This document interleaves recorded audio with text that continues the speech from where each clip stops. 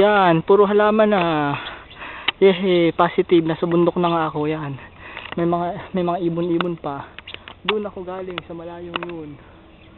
Yun, yung may mga building. Tingnan mo na yung mukha kong pupwesto.